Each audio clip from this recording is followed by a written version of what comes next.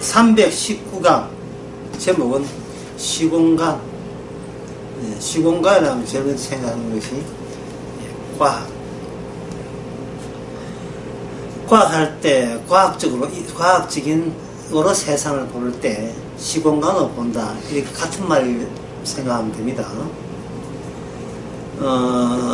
코로나19 바이러스는 어디서 활동하는가? 시공간. 여기 이제 과학 안목이죠. 누가 바이러스를 퍼뜨리는가? 우한. 그건 이거 시공간이에요. 이게 시공간이에요. 절대로 하나님이 하셨다. 뭐 이렇게 안 나가요. 하나님이 그렇게 하셨다. 그렇게 나가지를 않습니다. 왜? 시공간은 눈에 보이는 그 전체를 전부 다 총괄해서 표현하는 게 시공간이에요. 시공간은 다른 말 눈에 보이는 세계의 전부. 그 전부. 눈에 보이지 않는 세계. 그거는 눈에 보이는 거 가지고 연장을 시켜요. 그것은 이제 수학에서는 과학에서는 점선으로 점점점 짓죠. 점선으로. 우주의 크기는 해놓고 이거만 하다 해놓고 점점점 플러스 또는 알파 이 여지를 남기는 겁니다. 하지만 그 여지에 남기는 거하고 눈에 보이는 거하고 연결되어 있어요. 끊어져서 다른 세계, 다른 시공간. 이거는 사람들은 욕합니다. 예. 그 인간의 지식이라 한계를 하는 것은 시공간입니다. 자, 그렇게 이제 여러분들이 아신다면 인간의 모든 살아가는 그 모든 목적은 죽음 이후가 아닙니다. 예, 죽음 이후는 시공간에서 벗어나기 때문에 그건 없는 걸로 보거든요. 그래서 죽음 이후에 대해서는 인간들은 모르겠다가 돼요. 점점점이 되면 모르겠다가 돼요. 그러면 아는 것만을 생각할 때 죽음까지 안다는 거예요. 어디냐 하면은 장례식장까지는 알아요. 예, 대구의 장례식장 어디에 우리 동네 어디 있다 그거까지는 알아요. 예, 아버지 어머니 돌아가셔가지고 장례식으로 간 건 아는데 화장터 간 건 아는데 그 다음에 어디 간 것은 모르겠다는 거예요.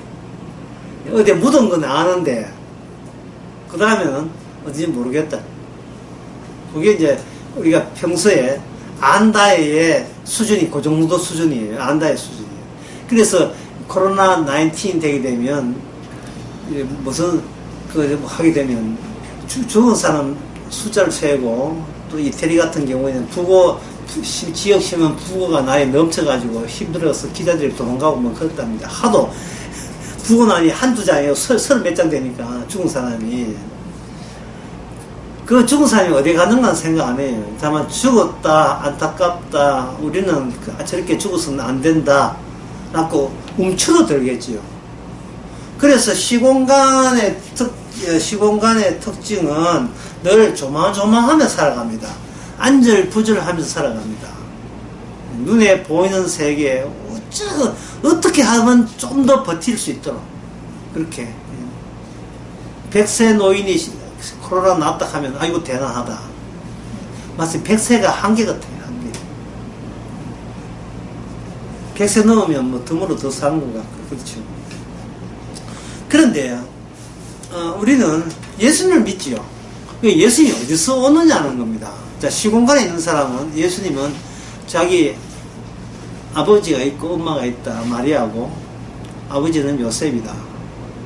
그러면 요셉과 마리아가 결혼해서 잉태한 자가 예수님이어야 하는데 성경에 보니까 그게 결혼하기 전에 약혼한 상태에서 그리고 동침도 하지 않는 상태에서 예수님이 태어났지요. 그러면 예수님은 어디서 왔느냐? 요한복음 3장이나 요한 8장이나 이런 데 보면 나는 하늘에서 왔다는 거예요. 요한복음 12장도 마찬가지고 하늘에서 왔다. 그럼 그 하늘이 어디냐? 시공간, 아는 인간의 시공간을 넘어서지요.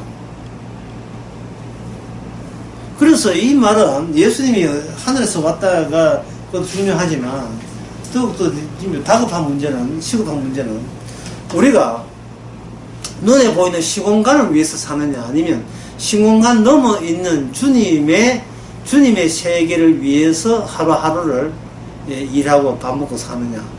본인들을 한번 돌아봐야 되죠. 예수를 안 믿는다면, 예수님은 마리아 요셉에서 동침에서 나왔다고 한다면, 뭐, 그건 뭐 죽음 뒤에는 뭐 가봐야 하는 거고, 그건 중요한 문제 아니고, 이 땅에서 오래 사는 게 중요한 문제가 되겠는데, 만약에 예수를 믿는다면요. 예수 믿는 걸 일단 잘 안 믿지만, 예수를 믿는다면, 예, 뭐가 바뀌느냐 하면, 나의 삶의 이유와 목적과 원인과 출처 다 바뀝니다. 다 바뀌어요. 그럼 이 땅은 중간 과정에 불과하거든요. 시공간에서 와서 시공간 바깥에서 와서 창세전이니까 예정되어 있으니까 시공간 바깥에서 와서 시공간을 잠시 들렀다가 시공간 바깥으로 다른 시공간으로 같이 빠져나가는 거예요. 누가? 성도 인생이라는 게 그냥 스쳐 지나가는 거예요. 패스 인생이라는 게. 패스하는 경우에는 이 땅에 일어나는 일에 대해서 시시콜콜 그렇게 예단할 필요가 있을까요? 없을까요? 지나가는데. 자문서에 보면, 뭐, 답변 안 해도 얘는 아시겠죠? 자문서에 보면 남의 일에 가서 말하는 있거든요. 어떤 그 청년이 둘이 싸운다. 어떤 뭐 데이트하는 그 둘이 데이트 커플이 싸운다. 그냥 그 중년 아저씨가 그냥 집에 가는 길이라면 그냥 가면 돼요. 그런데 그냥 안 가고, 어이, 너희들 왜 싸우냐고 이렇게 간섭하면 그 커플들이 갑자기 싸우다가 휴전해요. 휴전하고 둘이 이구동성으로 아저씨 보면 뭐라고 합니까? 아저씨 가시는 길로 그냥 가시죠. 예. 가시는 길로 아저씨 그냥 갔어요. 인생이라는 게 그런 거예요. 그냥 가시는 대로 가면 돼요. 성도는. 마태복음 26장 60절에 보면 예수께서 가라사대 너가 말하니라. 그러나 내가 너희에게 이르노니 이후에 인자가 권능의 우편에 앉는 것과 하늘 구름을 타고 오는 것을 너희가 보리라 이렇게 되어 있거든요. 지금 이 이야기가 뭐냐 하면 유대인들은 스쳐 가는 게 아니라 유대인은 이 땅에서 천국을 기대하는 사람이에요. 스쳐 가는 사람이 아니에요. 이 땅에 메시아가 왕으로 오신다고 생각한 거예요. 이 땅에 오실 왕. 그들의 시공간 입장에서는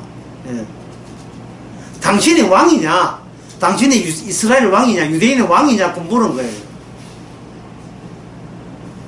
이 묻는 것은 너 아니잖아 라는 걸 전제로 해서 묻는 거예요. 네가 구라 떨어서 네 거절을 했다면서 유대인의 왕도 아니고 이스라엘 왕도 아니면서 네가 사람들에게 내가 왕으로 왔다고 이야기했다면서 그걸 추궁하는 겁니다. 지금 재판장에서 공회에서. 예? 가야바 제사장 앞에서 추궁을 하는 거예요. 왜 터무니없는 이야기를 했느냐? 지금 이 백성들을 봐라. 메시아 오는 걸 얼마나 기다렸는데 메시아도 아니면서 메시아 왔다 해가지고 지금 사람들이 현혹됐다. 책임져야지. 네 죄값은 치러야지. 이런 식으로 재판하는 거예요. 그래서 예수님이 뭐라고 하냐? 나 왕 맞다 이 말이죠. 어떻게?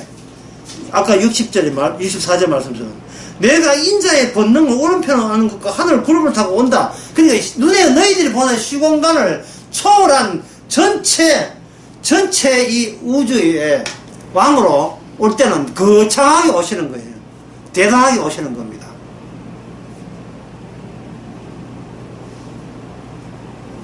엘리야가 이 땅에 떠날 때 약간은 거창했지요. 하늘나라에서 준비된 불만차가 왔습니다. 누가 대리운전했는지 모르겠습니다. 하늘에서 불만차 내려와서 모시고 갔지요. 대단하게 거창하게 왔어요. 그러나 바로 엘리야보다 더 거창하게 주님께서는 왕으로 오십니다. 구름 타고. 왜? 인간이 알고 있는 한계 내 시공간이 아니라 그 넘어선 끝까지 왕이시기 때문에. 그러면 여기 눈에 보이는 것은 이 세상의 왕이지만 주께서 이 세상을 넘어선 왕 같으면 어디도 왕이냐 하면 지옥에도 왕이에요.